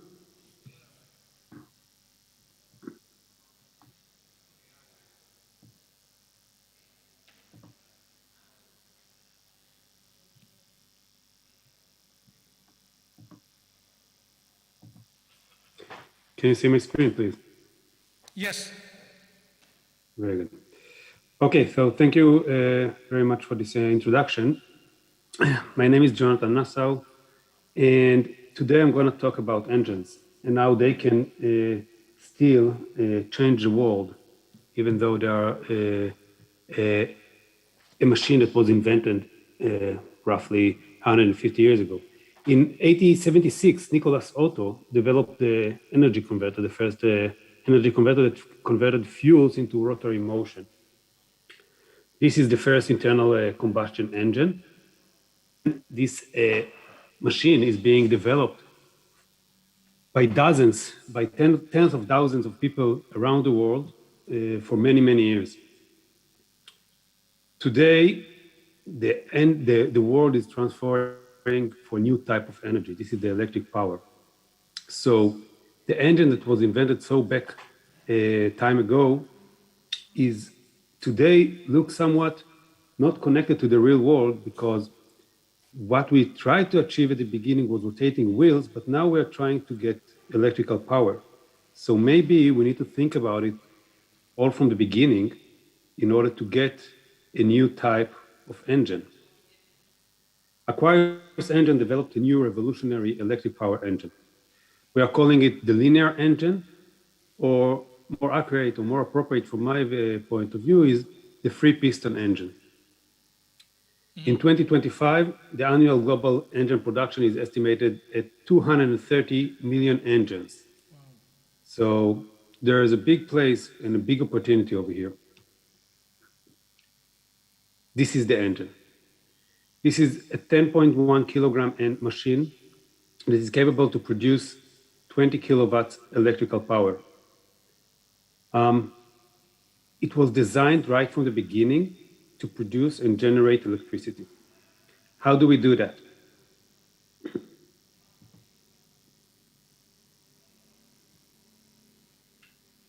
Our new type of engine is introducing air through these holes and through the center of the rod. By that, we are making a new type of gas exchange, different from any other engine around the world. And if you can see over here, the piston is not limited by anything. There is no rotating wheel that is limiting the movement of the engine. This way, you can achieve a much more efficient machine, and you can achieve a machine which is significantly smaller in size. And due to the fact that it's very simple, as you can see, not many parts, only one single moving part, this gives you a machine which is far more reliable. The only problem over here, it's not rotating wheels. But today we don't need to rotate any wheels. We just need to produce electric power. Aquarius engine was founded back in 2014. We have 3 centers around the world. One is located in Israel. It is the headquarters. We have an innovation center in in Germany, and we have a development and assembly plant in Poland. We are growing daily, and we signed a strategic partnership with Nokia back in 2020, and we are now a public company in the Tel Aviv Stock Exchange.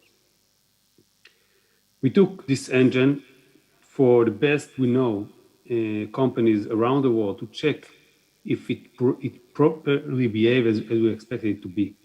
And we found out that in the very beginning, we already get efficiency of 32%. 32% is considered extremely high for an engine which was just developed.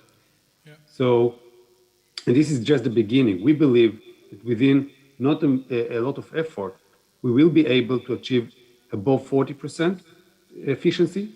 For an engine of that size, this is groundbreaking. Yeah.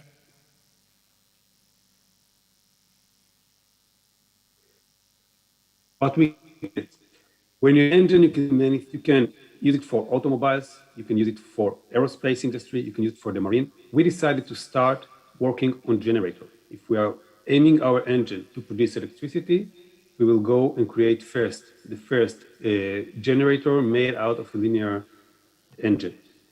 This will give you, the customer, a highly resilient solution, a lower total cost of ownership for the owner, and it's also eco-friendly. We already tested the emission level.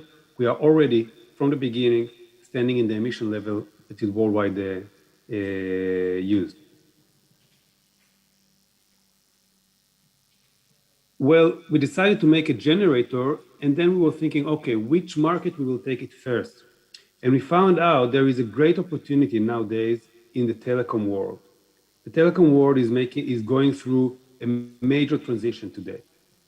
The telecom world is going to the 5G, fifth generation of telecom, which will introduce today in the world there are roughly 4 million cellular stations. In 2025, there will be 20 million, just because of the 5G, which requires much, much more cellular stations. There will be a million more stations, and we do know that roughly 30% of them will need backup power. They will need a generator to support in case of an energy problem, if the grid is offline, or if you're in a position where there is no grid. This makes a significant problem for the cellular owners, because the cellular tower owners, because now they need to produce many, many more stations and put them in locations which are not always capable to support the big towers that we all know. If you want to put a cellular station on top of a rooftop, then that makes a big problem, because there is not much space. The space is confined in the rooftop, and you need a smaller size of a generator and a smaller size of everything. And now the traditional generators are just too big to put them over there. So this is one problem. The other problem is they want to know all the time what's going on. We are talking about IoT, Internet of Things. Today, you want to know what's going on in the field all the time connected to the internet. Our engine developed from inception to be connected to the internet all the time, even when it's not working. We are talking about mission critical networks. Today, the world is more and more dependent over over cellular networks, and those networks become critical to always perform.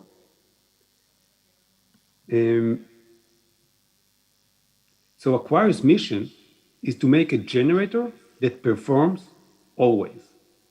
We want an always-on reliability. We want a remote management and failure prediction and IoT system. We want it to be a lower cost. If you are going to have millions of them, you have to reduce cost in order to be attractive. So we're talking about low maintenance and logistic footprints. As we say, it's a smaller engine. You don't need a big truck to deliver it, and you don't need a crane to put it on a rooftop. You can just use the elevator because it fits inside the elevator. It's that small. Mm-hmm. We are talking about a low total cost of ownership due to the fact that you don't need to go that many times to the field, because the maintenance interval is significantly higher, significantly bigger. than in traditional engines when you're using Aquarius engine. Low emission is a must. Today world, we are talking about low emission. Aquarius will follow as it is. And we are talking about 24/7 out-of-the-box integration with global network operation centers, which is called NOC. We already have out-of-the-box integration with Nokia, and we believe we will integrate with any kind of operating center around the world.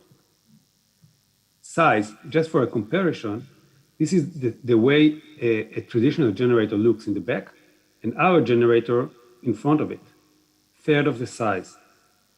Traditional generator will weigh roughly 500 to 700 kilograms. Our product, 160 kilograms. Wow. IoT, we are talking about a full IoT end-to-end system. We are talking about big data analytics to reduce the maintenance. We are maximizing the uptime, and we will also introduce a failure prediction module, which will assist you to know about the failure before it happens. This gives you the time, in case of a failure that is about to happen, to go and fix it before it actually evolves. So you don't need now to wait until the failure already happened and only then act. You can act beforehand. That's a great advantage for most of the customers. And there is also the concern about theft. If you have a small form factor, then it's easy to lift. So we also implemented an anti-thief protection. This product will not perform at all if it's not connected to your network. And you will all the time know where it is. And you can decide from remote, okay, this one is not connected anymore, and you will not be able to use it. Where are you going to? Today, we have a 5 kilowatt genset already available. We are already starting a proof of concept with customers around the world. We will have an 8 kilowatt version very, very soon. Today, our engine is working on gasoline and LPG. We are talking about having many, many more fuels types, like diesel, biodiesel, and we see a great potential in hydrogen fuel, which we believe is the fuel of the future. We are talking about cluster configuration. If it's a critical mission network, then you don't want to rely only on a single point failure. You can put more than one generator. They will perform together. In case one is not working, the other one will back up them. They are communicating all the time together, so you know what's going on with both of them all the time. And if you want many, many more, you can get it to a grid. You can make it a network operating. And there is an option like that the generator can evolve with your business. You start with a small business. You don't want afterwards, when you get a bigger size of energy consumption, to just throw the old generator and get a new one, bigger one. You can just add extra generators, and they are fully functional together immediately. So this also reduces risk or thinking ahead of what will be your needs in the future. You can just take what you need now, and we will evolve with you.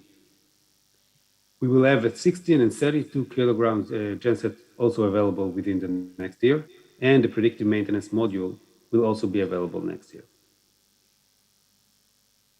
This is the product today. This is the POC product that we are already delivering to customers. It's a real thing. It's a real machine. It's actually working, and it really is a groundbreaking technology.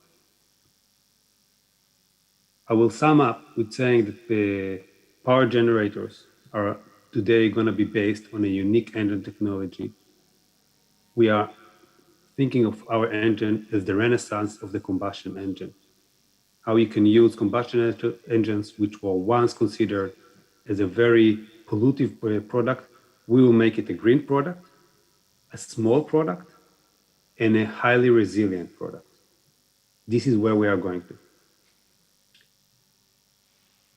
Thank you very much. Thank you, Jonathan. that is a great product, changing the game technology. I think that would be one of the focus that our STP should working on and use it. Thank you for the insight. Next, our speaker is Mr. Zion Zapir. Is he available? Mas ada Mas Zion ya? Yes. So let me read his bio. Mr. Zapir has numerous types and years of experience in analyzing, incubating, consulting, and bringing to market new and advanced technology worldwide. He spent 10 years as Asia Head Office Manager for Rafael. It's a global advanced technology company. He owns a strategic consulting firm focusing on high-tech companies in the field of data collection, artificial intelligence, online intelligence, UAV, robotics, and others. He is also the chairman of board of Aerodrome, a high-tech company specializing in providing full services and solutions for UAV and drone for defense and commercial uses. Mr. Zapir, the floor is yours. Please keep the time to the allotted time for 20 minutes. Thank you.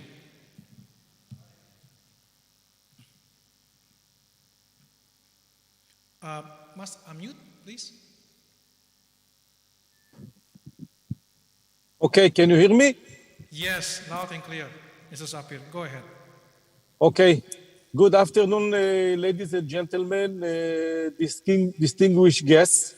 I'm in my car, stop on the side of the road because time change. I need to drive from one point to another because of the coming weekend.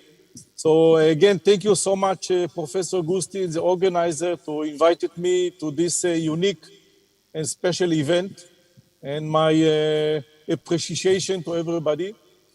I'm dealing with technology for almost 30 years in many kind of aspects, as Professor Gusti mentioned. I'm a mentor and consultant for many startups. I'm a mentor for many technical companies. And I am again as a chairman of one of the biggest unmanned company dealing with the UAVs, drones, etc. The technology, I think since the Industrial Revolution is a big engine to grow, to change our quality of life on any kind of niche, to hopefully to reduce the cost of living for the citizen, for the customers, and of course to help those investors to earn money back in a good way. If we will take our mobile phone as an example for the last 20 years, what kind of revolution he made that I can speak you now with my handphone to you in Indonesia. So it's a big revolution. Today, thanks God, technology is available everywhere, good technology. We just need to find them and to know how to use it. Let me please to explain my vision as the way that I'm working with technology is to take the agriculture, for example, to explain to you how it's important to do synergy between different energies. I know that Mr. Volzuk from Agripura gave you a lecture about agriculture. So if you take agriculture as example, you need unique technologies how to get much from less, how to get from any kind of land the best production in a good rate, in a good quality. You need energy. So you have today technology, how to get energy, for example, from solar power. Very thin, very light, you can deploy it everywhere and to get, even in remote area, to get energy, to use wind. So energy is to help the agriculture farms.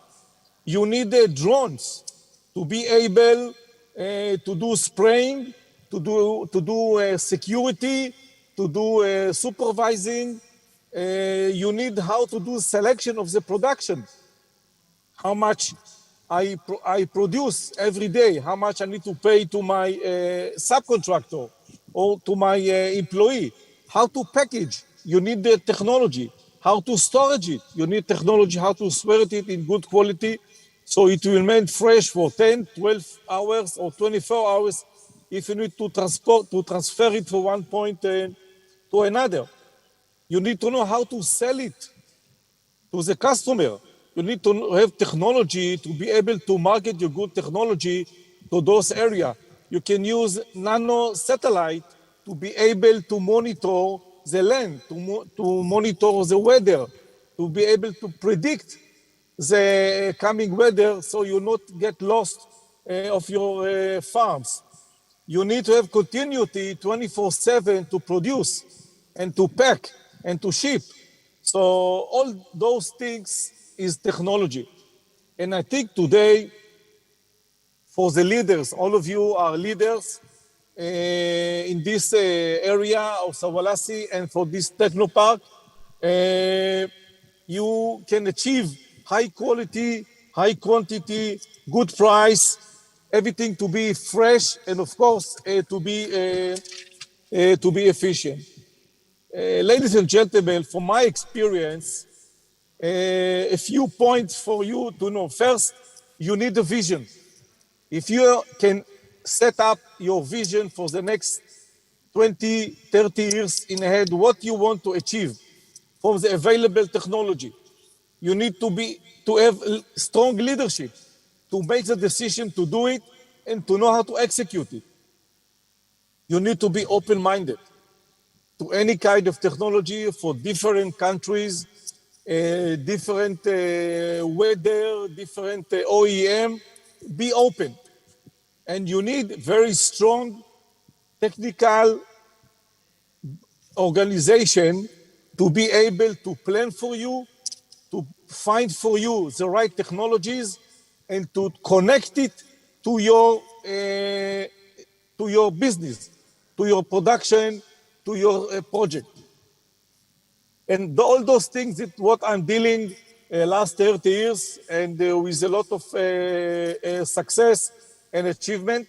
And I managed to bring to every country that I'm working with very good production rate, very good reducing of cost of living for everybody, to bring a good initiative for every country. And I think this is the main message. Use technology as an engine to improve your life, to improve your production, and to be success. I want to wish you a nice weekend and very successful conference. And again, thank you, Professor Gusti, for inviting me for this session. Thank you, Mr. Zapir. Thank you very much. It seems that you have a lot of experience, a lot of insight.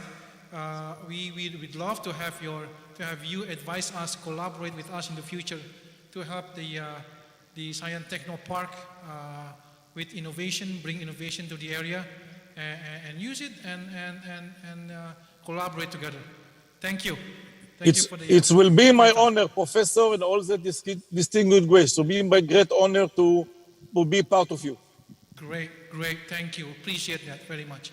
Thank you. For our